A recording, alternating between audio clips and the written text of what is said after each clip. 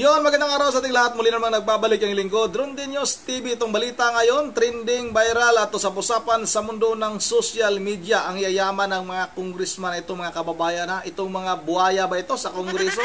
Bakit ganito kamamahal yung kanilang mga burluloy, mga burluloy sa katawan?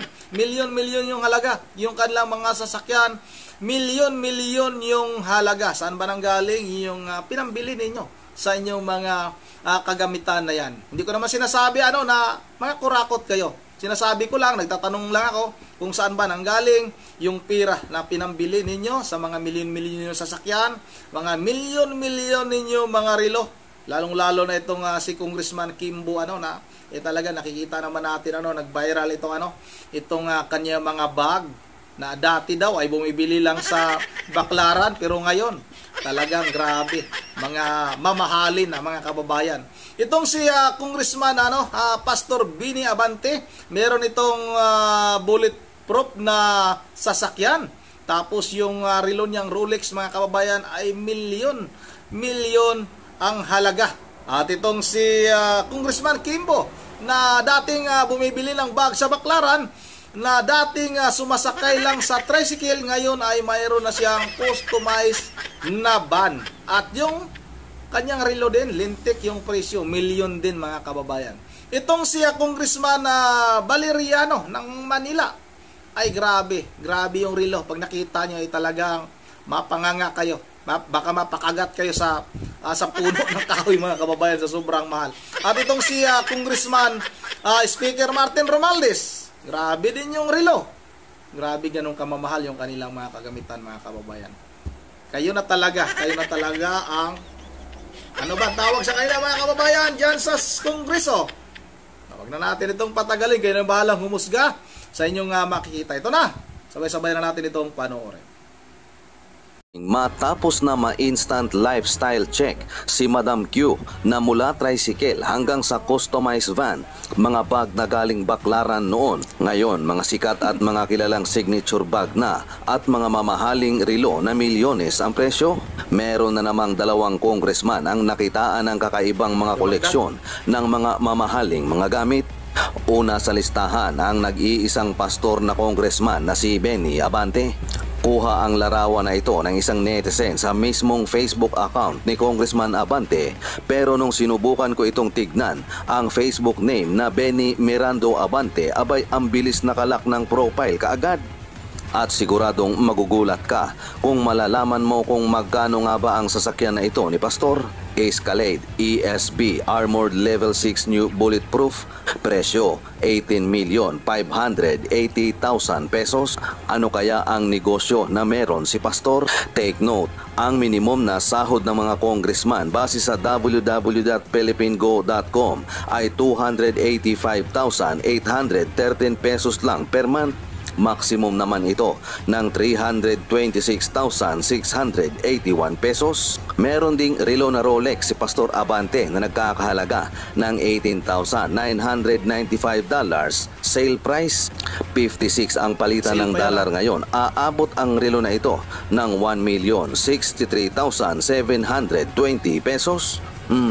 Titignan ko pa sana kung ano pa ang koleksyon ni Pastor, pero nakalak na ang Facebook account niya. Tinignan ko rin binisita ko rin mga kababayan yung Facebook account ni Pastor Congressman Bini Abante. Nakalak na nga ito sa ngayon. Ibig sabihin mayroon pa siyang mga kagamitan siguro na itinatago sa publiko. Ayaw nang masilip, ayaw nang malaman ng ating mga kababayan na mayroon pa siyang mga napakamahal na kagamitan. Saan ang galing yung pera mo, Pastor? Galing ba sa simbahan mo yan? Galing ba sa mga abuloy? O galing naman saan pa? Sa Kongreso? Ito, patuloy natin ito. Next naman si Congressman Rolando Valeriano, patik pilit na Aquanaut Jumbo, presyo $139,995. I-times natin sa 56, ang relo na ito ay aabot sa mahigit na 7,839,720 pesos. At nung sinubukan ko ring tignan ang Facebook account ni Congressman Roland CRV Valeriano, deleted na ang hearing ng Committee on Good Government kahapon na kung saan ay suot niya ang relo na ito. At naka-off na ang comment section at pinagdidelete ang mga comments. Ito na lang ang natira. Hoy, isa ka ring kawatan sa kaban ng bayan, isa kang demonyo sa lupa.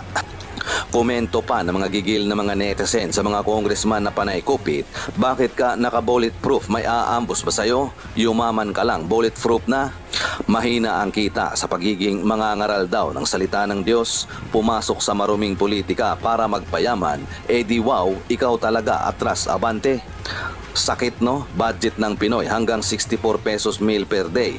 Huwag kumain na kung ano-ano, noodles lang daw at kape. Pero silang swelduhan ng taong bayan, minamani-mani lang ang milyones, pangburloloy lang sa katawan. Ang mga kongresista, yumayaman mula sa pera ng bayan. Yan ang masaklap na katotohanan kasi ang mga tao mabibili lang sa 500 o 3,000 na presyo kada eleksyon.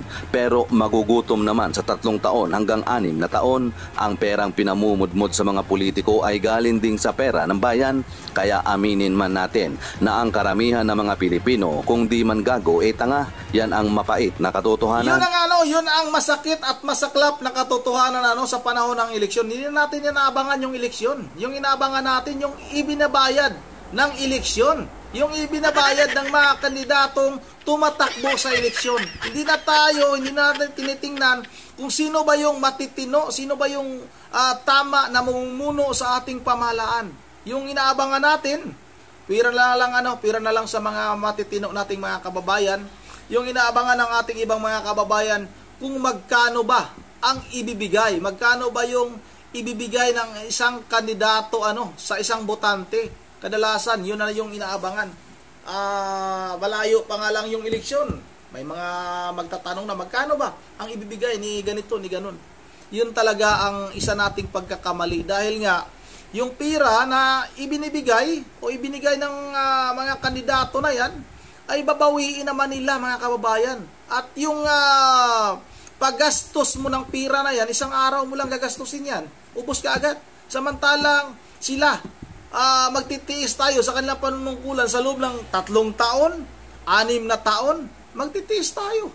At doon nila babawiin naman yung kanilang gastos. Bakit sila gagastos ng malaki? Dahil alam nila na mababawi naman. Pagdating nang sila ay mananalo, sigurado naman talagang nananalo, yung mas maraming pira.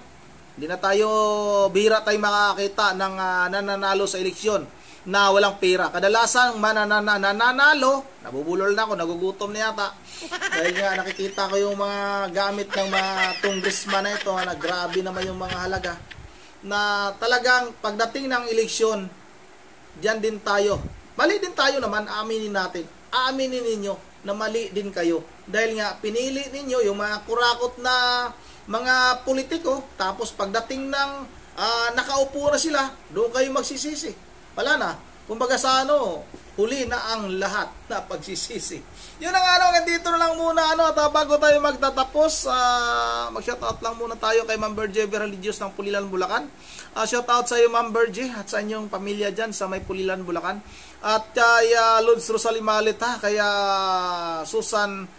Ma'am Susan 786, kaya tawag nito kay Edisa Borby, kay Armando Cabrera. At sa mga politiko na malapit na rin yung eleksyon, maghahanda na naman sila para nga makaloko na naman ang ating mga kababayan, na yung ating mga kababayan wala din namang ibang hangad, ay magkakaroon sila ng bayad sa eleksyon. Kaya binabawi na ng mga pulpul na politiko na yan. Yun ang dito lang muna. Once again, this is from the TV mo. Ingating lahat. God bless bawat isa sa atin.